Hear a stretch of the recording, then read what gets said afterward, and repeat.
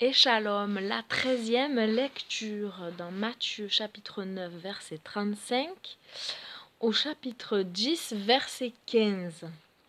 Partout, Yeshua subvenait aux besoins spirituels, émotionnels et physiques des hommes, et il appelle ses disciples à faire de même.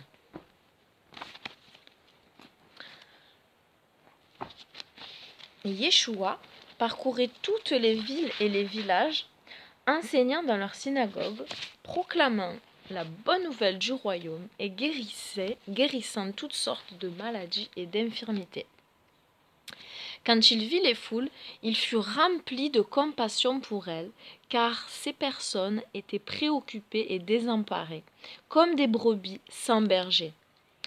Yeshua dit à ses talmidim, à ses disciples, « La moisson est abondante, mais les ouvriers sont rares. Priez le Seigneur de la moisson d'envoyer des ouvriers pour se rassembler et récolter la moisson. » Chapitre 10. Yeshua appela ses 12 talmidim et leur donna toute autorité pour chasser les esprits impurs et de guérir toutes sortes de maladies et d'infirmités. Voici les noms des 12 émissaires. D'abord Shimon, appelé Képha, et André son frère, Yaakov ben Zavdaï et Yoshanan son frère, Philippe et Barthalamaï, Thomas et Mathiyahu, le collecteur d'impôts, Yaakov bar Shalfaï et Tadaï, Shimon le zélote et Juda de Kiriot qui l'a trahi. Yeshua envoya ces 12-là avec les instructions suivantes. Ne vous rendez pas dans les territoires des Goïm et n'entrez dans aucune ville de Shmoron, mais allez plutôt vers les brebis perdues de la maison d'Israël. Shomron, pas d'habitude, hein? Samarie, on a l'habitude.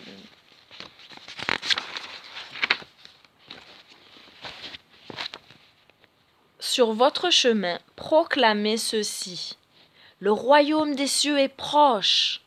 Guérissez les malades, ressuscitez les morts, purifiez ceux qui ont des maladies de peau, chassez les démons. Vous avez reçu gratuitement ce que vous avez. Donnez donc sans rien demander en retour. Ne prenez ni or, ni argent, ni pièces de cuivre dans vos ceintures, et pour votre voyage, ne prenez ni sac, ni chemise supplémentaire, ni chaussures, ni bâton, car l'ouvrier doit recevoir ce dont il a besoin. Quand vous arriverez dans une ville ou un village, cherchez une personne digne de confiance et demeurez chez elle jusqu'à ce que vous partiez. Quand vous entrerez chez quelqu'un, dites « Shalom Aleichem ». Si cette maison le mérite, que votre shalom y demeure. Sinon, que votre shalom vous revienne. Mais si dans une ville ou dans une maison on ne vous accueille pas ou on refuse de vous écouter, partez de là et secouez la poussière de vos pieds. Oui, je vous le dis, le sort des habitants de Sodome, je pense, et Amora, parce que là il y a marqué Sdom et Amora, seront plus supportables au jour du jugement que celui de cette ville. C'est tout pour aujourd'hui, ça me paraît très court. 3 minutes 53, ouais. C'est pas 5 minutes, hein, c'est bon. Alors la question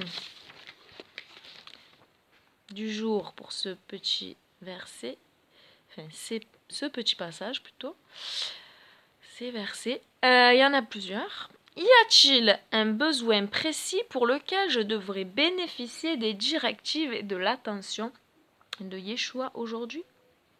Y a-t-il un besoin précis pour lequel je devrais bénéficier des directives et de l'attention de Yeshua aujourd'hui?